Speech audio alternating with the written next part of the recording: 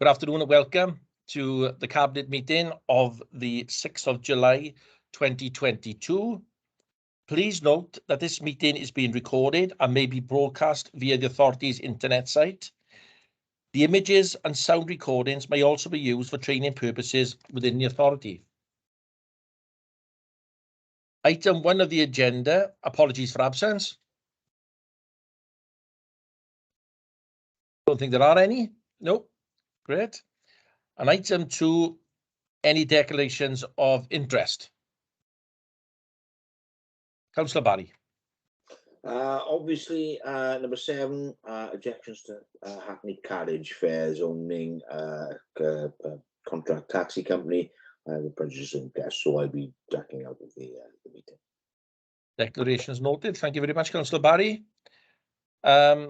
Item 3, so we've got the main part of the agenda now. So item 3, the Welsh in Education Strategic Plan, and Councillor Michelle Jones, would you like to take the report, please? Yes, please, Leader. Thank you. So members will be aware that the Welsh in Education Strategy Plan, or what we know as WESP, is a statutory plan for every local authority in Wales with specific aims being set by the Welsh Government for the next 10 years. These can be found at 4.2 of the report. Within Merthyr Tydfil, the overarching vision for Welsh language in Merthyr Tydfil is Merthyr Tydfil's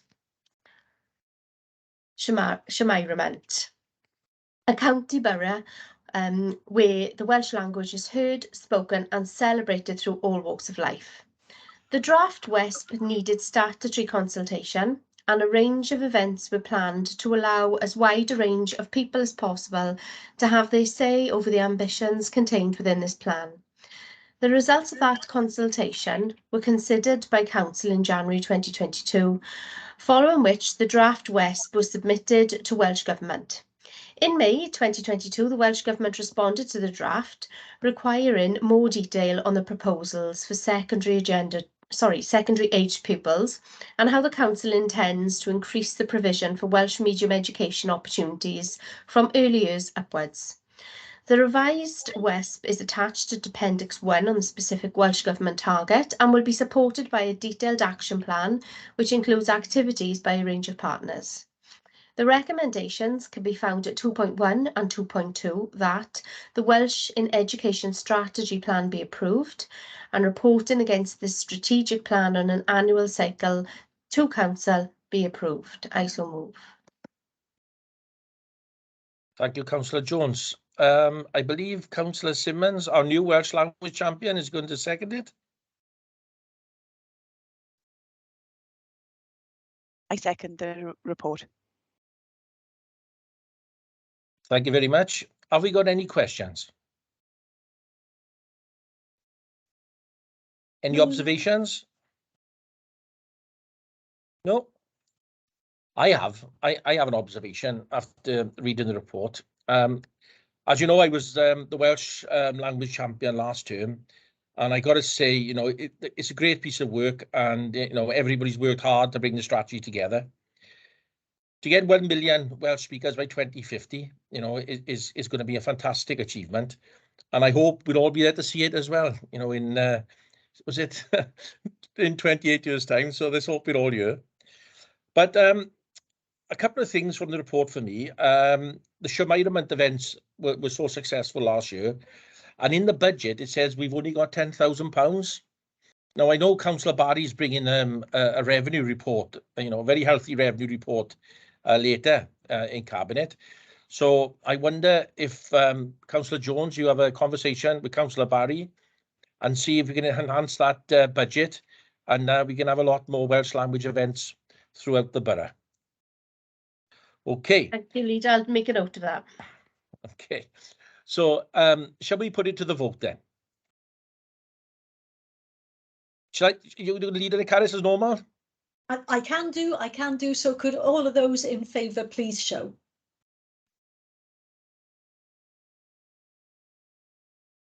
And that's carried unanimously. So if everybody could put their hands down again, please. Thank you.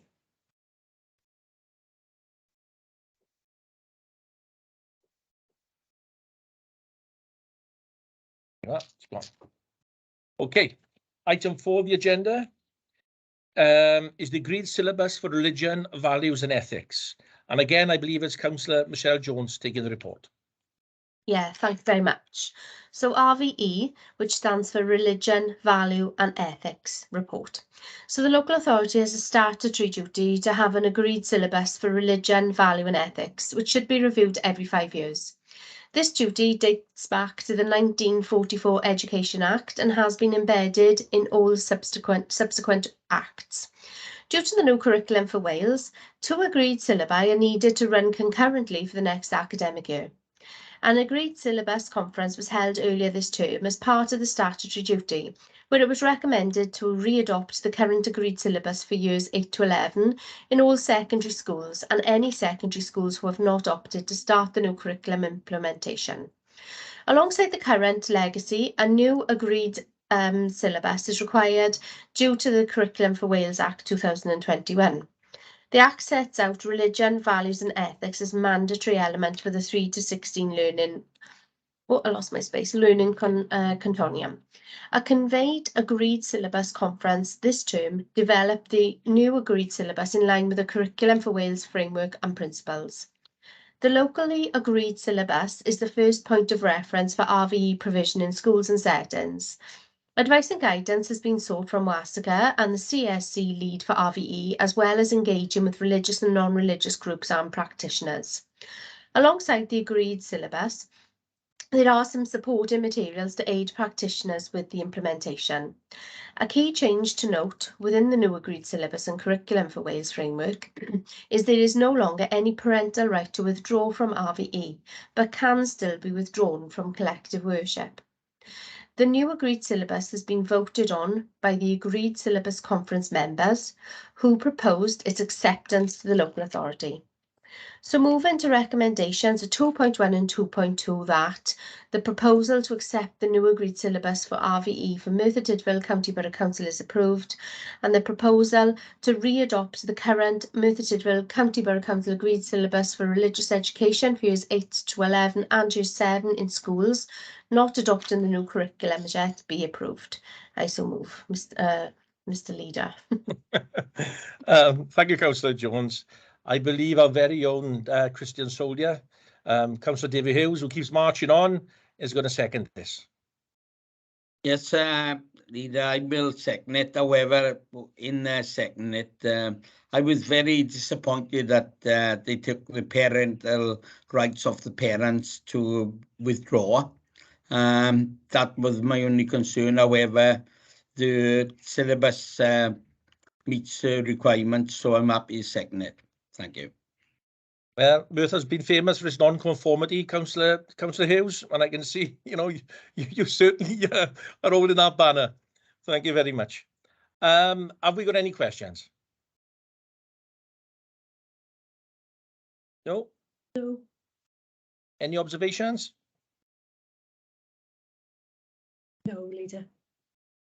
Okay then, let's go straight to the vote. Yes, so could all those in favour please show now?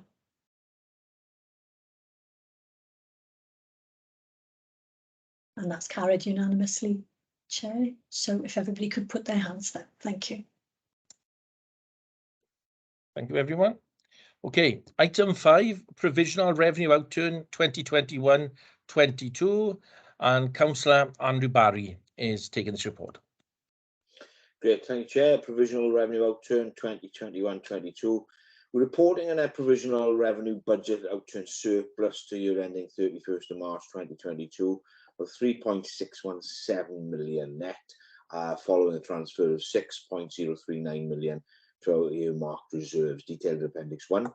Our general reserves will be increased from 5.335 million to 5.723 million, an increase of 388,000 to take our reserves yet again to 4% or the upper level of our corporate reserves policy, and placing us in a very positive financial position now and for the next 4 years through the length of the medium-term financial plan.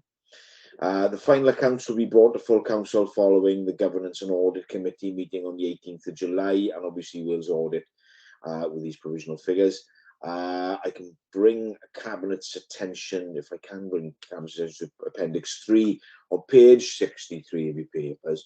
You'll see a table of major variances.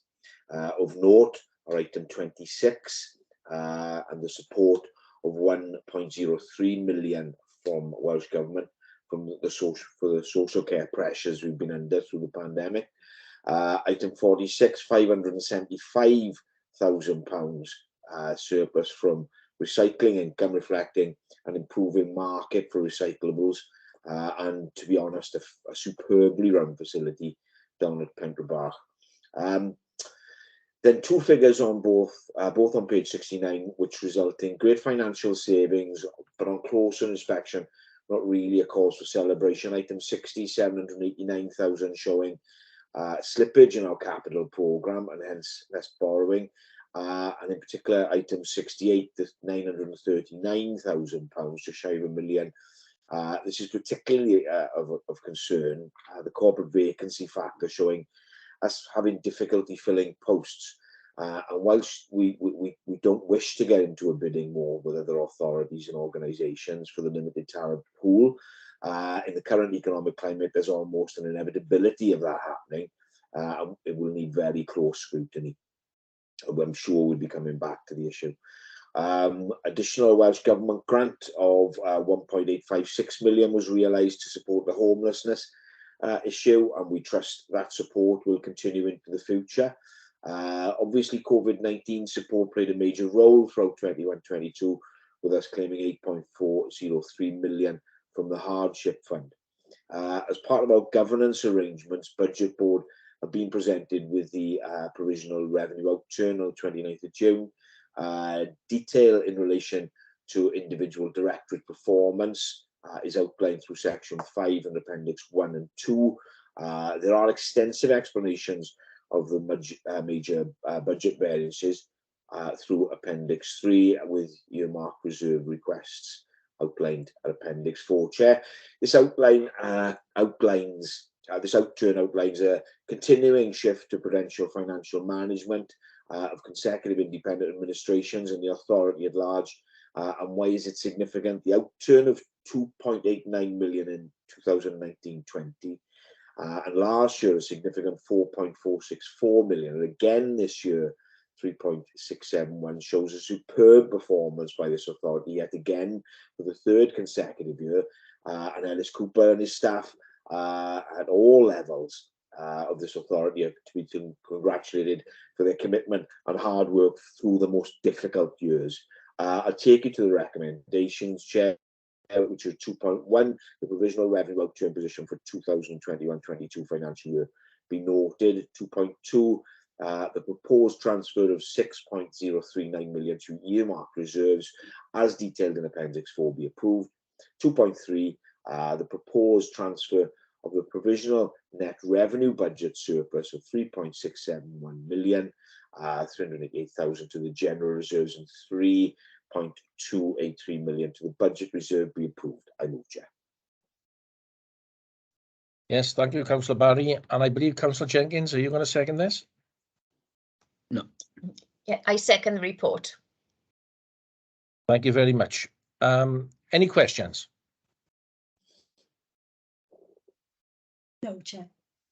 Any observations? Yes, please, Chair. Positive? Yeah, I'd just like to echo Councillor Barry's sentiments in thanking the staff for all the hard work over the last few years. We know how difficult it's been throughout the pandemic. However, they've gone way and beyond their duty and what they're doing in this council, and we thank them for it, and also thank the team from finance for their diligent work, and Mark and his team in all the work they've done too. Thank you, Chair. I said that. Yeah. Yeah, I second that, Councillor Hughes. And before I make an observation, does anyone else want to come in? No. No, you know, it is a great report to see, you know, that kind of money being put into reserves, and however, though, as Councillor Barry alluded to there, you know, there are some difficulties, and getting people into jobs is one of them, and that job vacancy factor is alarming. I think, Councillor Barry, when we speak at Welsh Government level, perhaps something we should be looking at is national pay scales for certain jobs. So there's not a rush, for people being pinched from local authority to local authority. And I think perhaps that's something we should look to move on going forward. Carys, if we can go to the vote then, please. Yes, of course, Chair. So could those in favour please show now? Hang on a second. Sorry. Just to close the debate, if nobody else is going to speak. Just to reiterate what you said, Leader. I mean, it's a double whammy for us. Number one, it's hard enough for the talent pool for us to attract people. The last thing we want to do is be looking over our shoulders at other authorities and organisations when they try and poach our staff. And I understand that a phone call's been made only this week to some of our specialist staff to try and poach them by other authorities. That's something we need to nip in the bud, or at least I've tasked Steve to look at a figure for us. Where do we need to be financially to be on par with these other authorities? And secondly, it's that equity of service as well. I think our capacity review in the past has taken us to a position where we've just put sticking plasters over perhaps the position we were in, and what we need is equity of service provision throughout Wales. There's a second figure that I've asked Steve to look at in terms of when we speak to all directors, once we've got those additional staff, where, for example, a report will be coming to later on today, which is the discretionary grant for cost of living. There are 5 staff in RCT working on that. We just have Mark working on that. We need that equity of provision. We need that equity of service. So there's a figure that we need to look at, not just to get up to a level of equity on pay, but an equity of service provision, which means how many staff do we need as well now to be on a par with other authorities, and not to put a sticking plaster over it just because that's the basic that we need. And that's a bit of work that you and I need to do, Leader, with the WLGA. I asked the Finance Minister, Rebecca Evans, a question about equity of provision, which she very cleverly avoided. But we're not going away. That's a question we need to ask again, I think. Thank you, Chair. Thank you, Councillor Barry. So that closes the debate. Carys? Yes. So can I ask all those in favour, please, could you show now?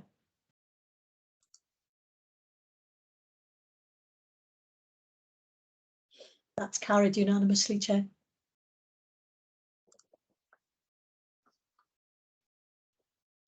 Thank you very much.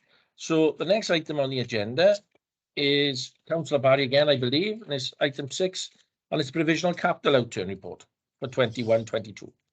Yeah, thank you, Chair. This report covers the period ending 31st of March 2022 for both core and externally funded grant-funded projects. We have an overspend of 112,000 in relation to our core-funded projects, and underspend of 610,000 in relation to our externally funded projects. The detail of the core-funded projects and the impact of the recovery from pandemic can be seen in Appendix 1. The detail in respect of our grant and externally funded projects is there at Appendix 2. Appendix 3, we have detailed the carry forward requests totaling 2.094 million into this financial year. And Appendix 4, we have core funded major variances, with 5 showing the variances, obviously, to our external grant funded projects. We have 4 recommendations, Chair. 2.1, provisional capital outturn 21-22 be noted. 2.2, the budget amendments for the core funded projects as outlined at 4.1 below be approved. 2.3, variances to the revised budgets as per paragraphs 4.2 and 5.3 be noted. And 2.4, the amendments to the proposed 22-23 budget following the 21-22 carry forward requirements as per paragraph 4.3 be approved. I move, Chair. Thank you, Councillor Barry. I believe Councillor Hughes is second this one. Yes, I'd like to second that, please, Chair. Thank you. Thank you. Have we any questions? No. No, Chair. Any observations? Councillor Hughes. Yeah, I was quite surprised how little variances we had with the inflationary prices on our and the way prices of materials have gone up. That figure isn't much larger, you know, than what we had.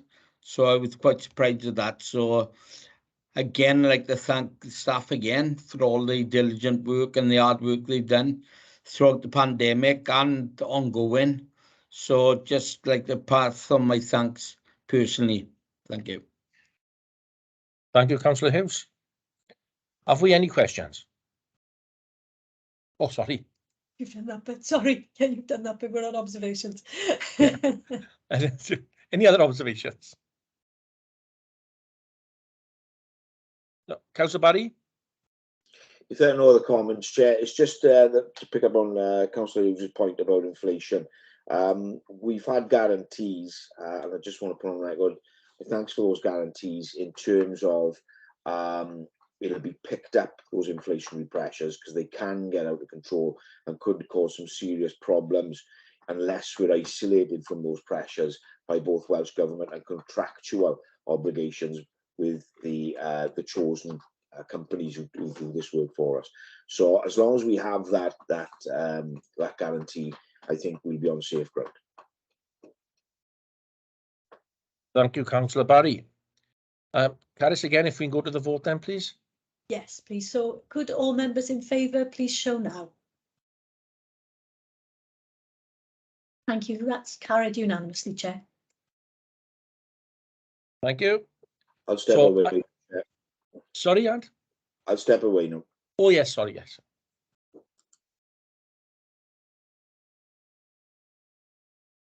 Thank you. Okay, this is item 7 on the agenda, which is the consideration of objections to the proposed Hackney carriage fares. And I believe Councillor Michelle Simmons is taking this one. I am, Chair. Thank you. So, as you said, it's the consideration of the objections to the proposed Hackney carriage fares. Summary of the report. Following a request from some members of the taxi trade, an increase to the Hackney carriage table of fares was approved by Cabinet on the 8th of June 2022, subject to a statutory public notice period inviting objections to the proposal. 1.2. The statutory notice was published in the Merthyr Express on the 16th of June 2022, allowing 14 days for objections to be submitted. 1.3. During the public notice period, 4 responses were received attached on Appendix B. 1.4. Therefore, there is a need for Cabinet to take those objections into consideration and determine what changes, if any, should be made to the proposed table of fares. Members will also need to set a date on which the new table of fares will come into force. The recommendations in the report is that members consider the objections received by the licensing authority in relation to the statutory consultation on the proposed Hackney carriage fares and determine how, if the fares should be amended, taking into account the objections received, and then determine a date by which the new fares shall come into force, which must be no later than the 1st of September 2022. I so move, Chair. Thank you, Councillor Simmons. I believe Councillor Jenkins is seconded this.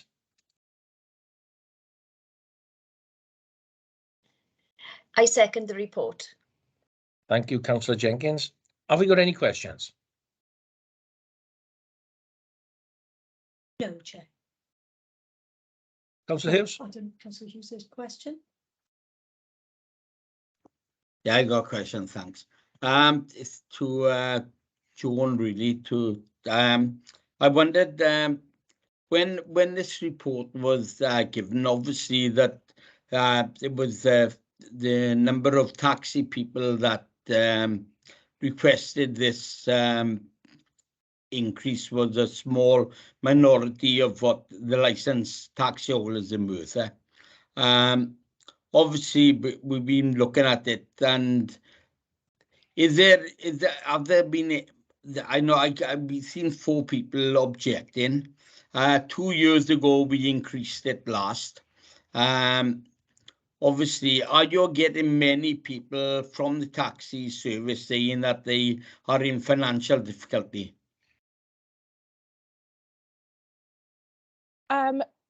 The only formal responses we have had are what is outlined in Appendix B of the report, which obviously is one member of the trade has objected to it.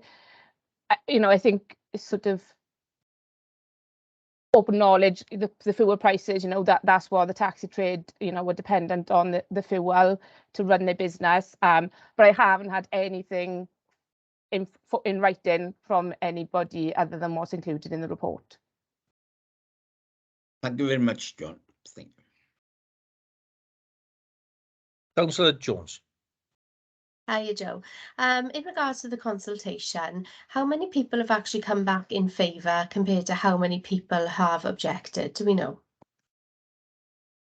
So the original informal consultation that was done with the taxi trade before it came to Cabinet in June, there was, I think, 201 people were written to it, and we had just under 17% response rate to that. The majority of which supported the increase. When we put a public notice in the Merthyr Express, we've had no support for the proposal since Cabinet approved it in June, only 4 objections. Thank you, Joe. Alan? Yeah, thanks, Chair. That's very surprising, isn't it? Because the issues with public transport at the moment, the reliance on the public on the taxi trade is really high. So that really is surprising. Yeah. Thanks, Alan. A question. Oh, sorry, Dave. Go on. Yeah, can I ask John again, or Alan, whoever want to answer? By publishing in Merthyr Express, we got such a small minority now reading the Merthyr Express, as they read all newspapers, so not just the Merthyr Express. Is it our Welsh Government looking at any other way that we can legally go out to consult with the people of Merthyr, because obviously it's such important, especially on the time now when the cost of living crisis is amongst us, that we need to be close to the people. We need to be speaking to the people that really need to be engaging with us. Have the Welsh Government thought of any other way that we could go out to consult with people? Because, just going out to the Merthyr Express, I think, is a dated way of doing things. I'm happy to take the question, Al. So, Councillor Hughes, the legislation that we're working with is 1976 legislation, so it is very obviously old legislation. I know Welsh Government are looking to reform taxi licensing in Wales in the near future, but under the 1976 regulations, it is the only legal requirement is publishing the notice in a local newspaper. We did the Corporate Comms did also advertise the fact that the notice was out and the 14-day consultation period on their social media channels as well, to try and get a wider audience. And I would imagine that the 3 responses we had were as a result of that rather than the newspaper. Thank you, John. Thank you very much. I've got a question, Joe. But just thinking about 1976, we didn't have an S4C or Channel 4 in 1976. It's funny how the world has moved on, isn't it? Quite quickly, really. The question I have is, if we make a decision tonight now on a fare, how soon can we bring that fare into play? It's for members to decide the fare, the date of implementation. You could set it as tomorrow. It would take time for us to get the new tables of fares printed, for it to be available to the taxi trade, and obviously for the taxi trade to then get their meters recalibrated. But as long as it could be from any date from tomorrow up until the 1st of September is the last date that can be chosen. So if we said something like the 1st of August, that would give everybody time to put that in place, yes? Yeah. Okay, so if Ms. Councillor Simmons can make a note of that. Yeah. And I've got another question for you. We know that the local taxi trade have asked for £5.50. And, you know, it has caused quite a debate, you know, towards me in particular. I've spoke to a lot of people about it. A lot for it, a lot against it, you know, quite 50-50. So the question I have to you, Joe, is, I've read the report, but if it could be, put out there, what are our neighbouring authorities put in likewise? When I say neighbouring authorities, I'm saying RCT and Caerphilly. Yeah, so in Appendix B, as you alluded to, Councillor Thomas, I put some notes. So Rhondda and Taff were out for public notice at the same time as us. The last date for objections was last Thursday, as ours was. They were proposing an increase of 60p, which would take them, their last tables of fares were set in 2012, so they were behind us already. So they were proposing a 60p increase on a 2-mile journey on Tariff 1, which would take them to £5.80 for a 2-mile journey. I spoke to the licensing manager in Rhondda and Taff on Friday. They had received an objection, so they are having to go through the same process of us to consider the objection before deciding whether to approve the new tariff. Caerphilly, their new tariff came into force in May 2022. They've raised the 2-mile fare on Tariff 1 by 30p, so they are now at, sorry, I can't find them on my list, £5.70. £5.70. Okay, thank you very much, Joe. Michelle? So in RCT, which is 3 times the size of Merthyr, they're putting the price increase up by 60p. They've only had one objection. Is that correct? Yes, that's correct. Wow, okay, that's hardly, I mean, that is nothing, is it? So basically that tells me that this increase is what the taxi drivers really want.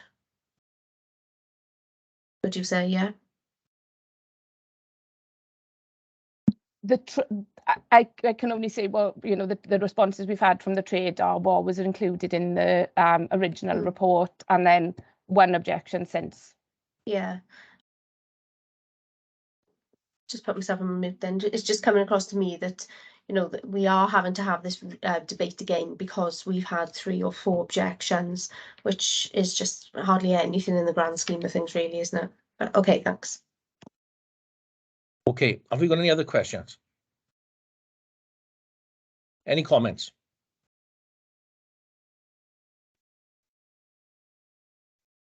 Councillor Jones first and then Councillor Hughes. Yeah, I am in favour of an increase, as I have made it quite clear.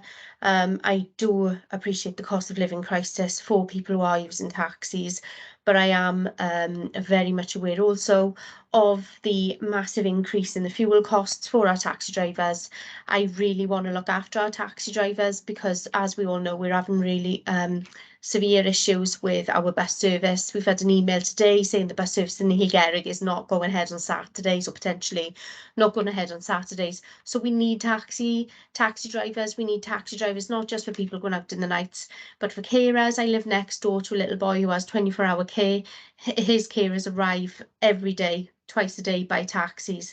If these taxi drivers leave, it's just going to have a massive impact on workers getting back and forth to work, etc. So I really am conscious of the fact that we can't lose any of the profession, the taxi driver profession, to other industries. We were just talking previously about how we have to protect our officers in the council. We also have to protect taxi drivers as well, because it's really important that they are able to run a service and make an income and a living for themselves. So obviously I will support the decision today, but I just wanted to make my views clear. Thank you. Thank you, Councillor Jones. Councillor Hughes. I would like to make my views clear as well. Obviously I come from a different angle. I'm looking at the deprivation of Merthyr and the cost of living crisis in Merthyr, which are hitting out people. Although I got sympathy with the taxi drivers, obviously I drive a car myself, I can see the difference, what it costs to fill up the tank. However, I would support an increase, but not the full 50 pence. I think that we've got to protect our public as well as protecting the taxi drivers. I would be happy in an increase if we came in line with the proposal of RCT, which is our neighbour, so that we're in line with the Welsh Government's average. I think that if we had a figure of 580, say, that would be the Welsh average, because when you look at it, Merthyr is one of the highest deprivation in Wales. Only has some blind Gwent, so I would support if we increased it by 30p. But there again, I go with the majority. Thank you. So are you proposing that as an amendment, Councillor Hughes? I am proposing that as an amendment, Caris.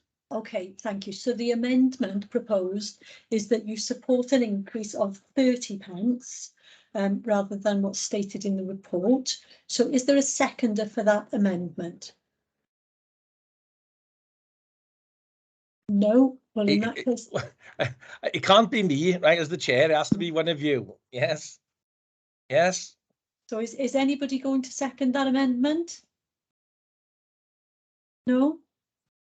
In that case, that amendment will fall. And you No, then... I think Michelle Simmons was slow there. I think she's Sorry, going to do it. Okay. I would like to second that amendment. Right. So the amendment is that there should be a proposed increase of 30 pence. Are there any questions about the amendment? No. Does anybody else want to comment on the amendment? I'd like to make a comment at the end if Caris, no one else does. Okay, nobody else is indicating to speak, Chair, so if you want to just make a comment now. Yeah, thank you very much. Yeah, we've had quite a long debate over this over the last month or so, haven't we? You know, and it's been a very, very difficult decision to come to. As you can see, it's come right at the last minute here today. We live in difficult times. Councillor Jones quite eloquently, you know, fought for the taxi industry, and they do very much need that increase to fuel the vehicles. But on the other hand, our poverty champion David Hughes, Councillor David Hughes, again, we're living through a cost of living crisis at the moment, and it's difficult. So I think the balance that Councillor Hughes proposed, that 30 pence, brings us in line with our neighbouring authorities, and you know, and I welcome that, Caris, and you know, we're not deaf to the taxi industry outside there, and as time goes by, and if you know the cost of fuel increases, you know, they're more than welcome to come back to us again. Thank you. Thank you, Chair. So on that basis, then you are voting on the amendment. So you are voting on the amendment that the increase should be. And Caris, can we put in the date as well from the 1st of August as well? From the 1st of August. I think technically Councillor Hughes should be saying that because that would be part of his amendment. But if Councillor Hughes just nods at me to say that's what his amendment was. Yes, I'm happy with that, Caris. Thank you. 1st of August, be lovely. And if Councillor Simmons nods to say she also agrees that that's what she was seconding, great, that's fine. So we are voting on that amendment, that there should be an increase that would be of 30 pence and that it would come into effect from the 1st of August. So I should say 1st of August 2022. So would all those in favour of the amendment please show now?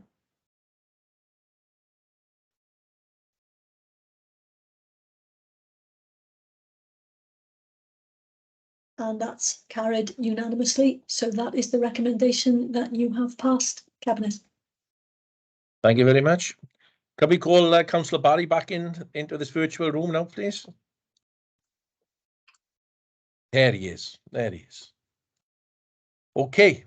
Item 8 on today's agenda is and it's very good news as well, is the school meal prices 2022-23. And I believe that Councillor Michelle Jones is taking this. Yes, thank you. So I was just turning my mic over. Bear with me. Okay, so the school meals report. School meal uptake is recovering post-COVID, but is not yet at pre-pandemic levels. In the primary sector, the daily average uptake is 43.1% of all pupils compared to 44.7% pre-pandemic, whilst in the secondary sector, this is 41.6% compared to 46.6%. Unit food costs are currently in line with prior years, and procurement arrangements have been extended until August 23 during this current period of uncertainty. Consistent with many of the local authorities, a price freeze is recommended from September 2022 to help provide a period of trading stability and encourage further recovery of meal take-up post-COVID. UPFSM is being rolled out across Wales on a phased basis, initially to full-time nursery and reception pupils from September 2022, and then to years 1 and 2 pupils by April 2023. And then pupils in years 3 to 6 by September 2024. Grant monies can be reclaimed from Welsh Government based on the take-up of the UPFSM, which will help us to maintain a balanced budget during the rollout. A further update will be provided to Council on this in the autumn term. So I'm sure you'll agree this is fantastic news. And moving to the recommendations, at 2.1, that a price freeze on school meals in September 22 be approved. And at 2.2, that the update on the phased rollout of universal primary free school meals, which is the UPFSM, from September 2022 onwards be noted. I so move from Leader. I welcome those recommendations, Councillor Jones. And have we got a seconder? Councillor Hughes. Yes, please. I like the second that, and this is a great report, I'll be honest with you. But I would encourage all parents to take up this offer, to have their children have free school meals, especially in the 2 years that is free.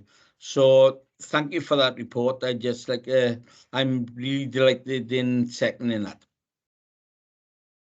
Thank you very much, Councillor Hughes. Have we got any questions? No, Chair. Oh, any observations? Councillor Barry.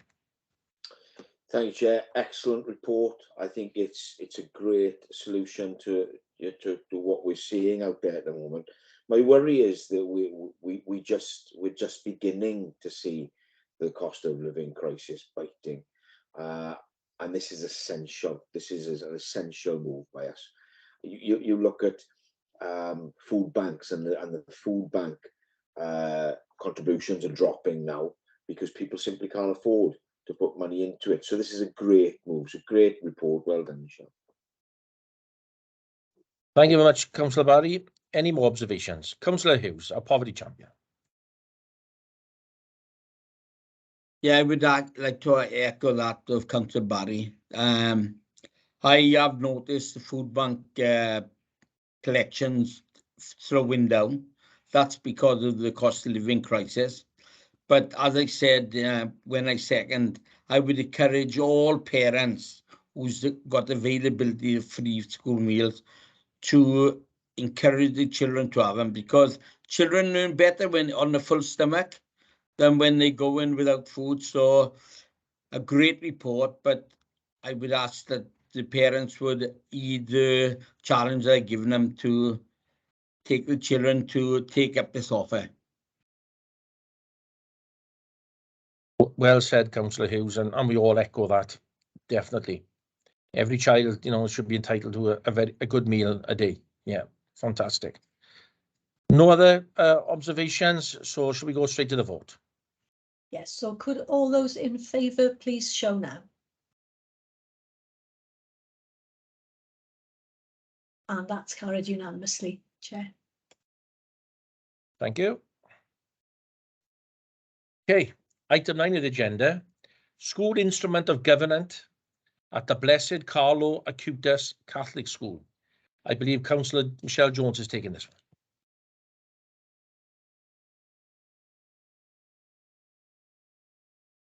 Sorry, Chair, can I just double check I've got the right one? Is this, because there's so many, is this the instrument of governance? It is, yes. Okay, great, thank you. So Council agreed on 11th of September 2019 to the closure of Bishop Headley Catholic High School, the Federation of St Mary's and St Illtyd's Catholic Primary Schools and St Aloysius Catholic Primary School, and the establishment of a new 3 to 16 school. The Diocese trustees, in accordance with the regulations, have named the school which will be known as Blessed Carlo Acutis Catholic School. In accordance with school government regulations, a temporary 3 to 16 governing body was established in order to make the appropriate arrangements in preparation for the creation of the new school in September 2022. The temporary governing body has agreed an instrument of government for the new school, which is presented in this report as Appendix 1. The instrument of governance outlined the name, type of school and makeup of the governing body in terms of number of members and types.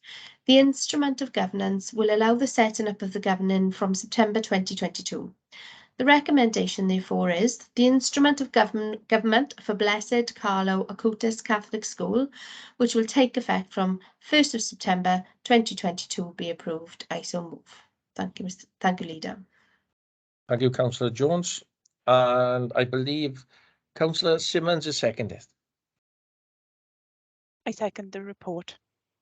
Thank you very much. Have we got any observations? Questions first, Chair. Oh, sorry. What an officer. I'm glad you have to keep an eye on me. Have we got any questions? Councillor Hughes. You're on mute, Councillor Hughes. I'm glad I didn't have to read that report because it would be here all night. But what I would say too is that, you know, the governing bodies now, St Aloysius, St Illtyd, St Mary's, are they still being in, will they run concurrently with the new governing body, or will the new governing body take over from the 3 governing bodies that are already in place, or the 4, sorry? It's a new school, Councillor Hughes, from September. It will be Blessed Carlo Acutis Catholic School, so there will be 1 governing body. So the current governing bodies stand down on the 31st of August, and as of the 1st in September, we will establish a new governing body to oversee the 3 to 16. Thank you very much, Sue. Thank you. Any other questions? No? Any observations? Councillor Barry? Well, what a historic day this will be when we lose Bishop Headley and we gain Carlos Acutis. Doesn't exactly roll off the tongue, I've got to be honest. But there is sort of an emotional attachment for many people about Bishop Headley. And Sue, I'm yet to catch up with you to get the full story on your reaction to it, but I look forward to that over a cuppa, because it's a great day and it's a sad day all in one, I think. But there we are, it's passing something old, moving into something new. So let's hope it all flies. Any other observations? No, I got to say, I do agree with Councillor Barry. It is a hard old day, isn't it? You know, it's not just Bishop Headley. You know, St Mary, St Aloysius, St Illtyd's, historical names in Merthyr Tydfil. So yeah, out with the old and in with the new, as they say. So can we take that to the vote then? Yes, so could all of you who are in favour please show now? And that's carried unanimously, Chair. Thank you, Moderator Officer. Okay, item 10 on the agenda, and again, it is the Councillor Jones show today. It is the appointment of local authority governors, and it's Councillor Michelle Jones taking the report. Thank you. Yes, this in regards to Eston. So the report outlines the findings of Eston's inspection of the local authority's education services, which was undertaken in January 2022. I think you've got on the council. Can I just interrupt, because this is listed as an information report in the pack I'm looking at, cabinet information report. Oh, so right. You just need to acknowledge that you've got it. You don't need to, there's no recommendations. You just need to acknowledge that you've got it. So Chair, that's fine. We can then move through to your next item, which is, I think, going to be requiring you to move section 100, somebody to move section 100 so that we can deal with it in closed session. You're right. I move You're right, section 100, Officer. Chair, Mountain Officer. Thank you. Have we a seconder for section 100? I'd second that, Mountain Officer. Thank you. And can you all just show if you're in favour of exempt items being heard in confidence?